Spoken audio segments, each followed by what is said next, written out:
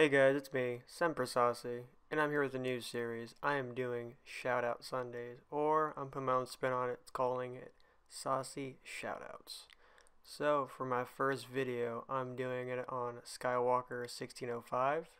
He's on YouTube and Twitter, so the video in the background is actually his. So, I actually had fun watching his videos. He had a lot of funny moments. He also has other funny moment videos, so please check him out. So, with this video being Star Wars Battlefront, I'm actually going to go over some Scariff DLC tips. So I'm going to give you 5 for today. Now, this DLC is really fun, brought up a lot of changes, and there's actually a lot of things you have to do differently now. So my tip number 1 is for the hot contracts, you have to get impact grenade kills. So I didn't think it was too hard, but a lot of you guys are having a hard time getting them. This is what I do.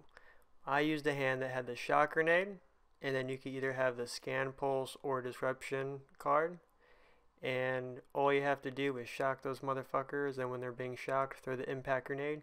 You might even have to give one little quick shot in there, and bam, that's an easy kill with the impact grenade.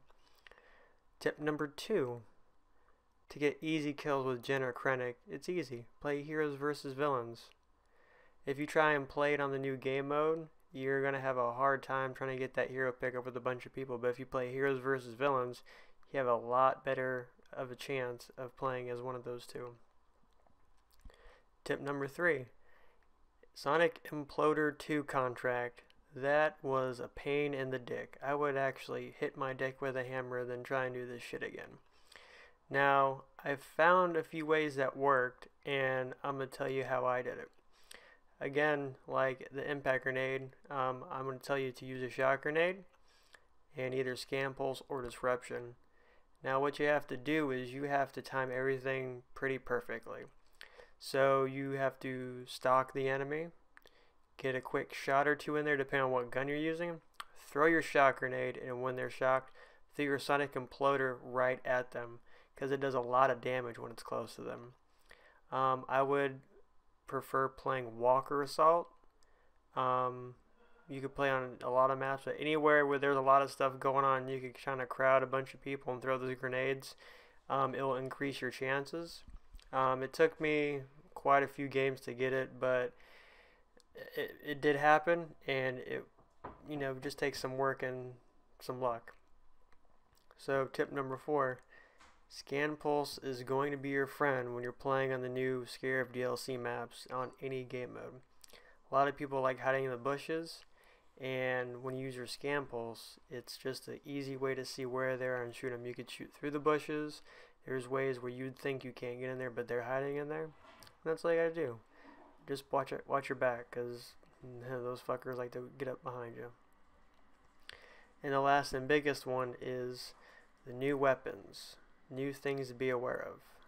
So with this new DLC, they did release technically 3 weapons, but only 2 of them are in multiplayer.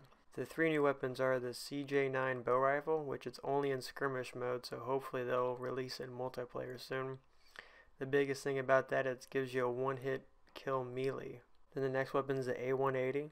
That's Jyn's pistol.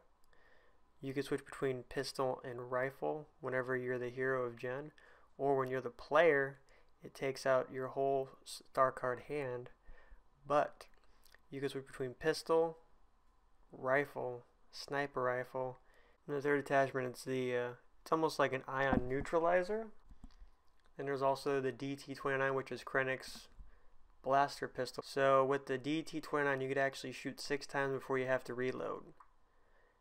If you activate your cooling cell, if you have in your hand, you could actually shoot unlimited without having to reload while your cooling cell is active, which is really good. That pistol does a lot of damage. You could go through quite a lot of enemies if you activate that cooling cell.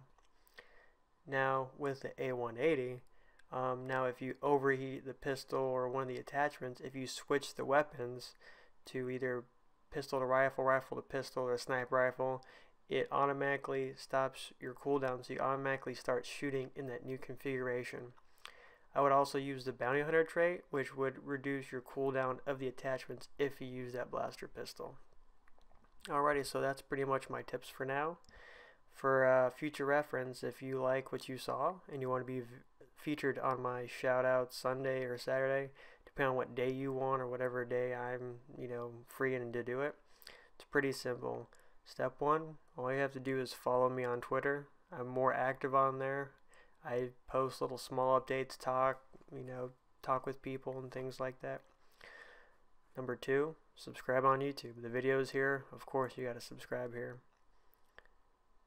Step three, what I'm going to do is I'm going to make a tweet about Shoutout Saturday or Sunday, the Saucy Shoutouts, and all you have to do is post on that original comment. Don't retweet and say, oh, I want to do it. It's just hard to keep track of all those tweets and retweets, so just look for my original post and just try and keep it on there. Now, it does help if you retweet that, like it, show some love. Even use the hashtags, hashtag it up, put hashtag Shoutout Sunday if you want to be on a Sunday, hashtag Shoutout Saturday if you want on Saturday, and no matter which one of those you pick, always do the saucy shoutouts, because that's what we'll be calling it from now. And all I'm going to do is, throughout the week when I hear everything, I'm just going to select one person, get their information, take a video from your channel, and I'm just going to put your social up, give you a shout out, and I'm going to do a video of whatever I want with your video footage, if that makes any sense. So that's pretty much it. So I thank you very much for checking this video out, and have a good day. Peace.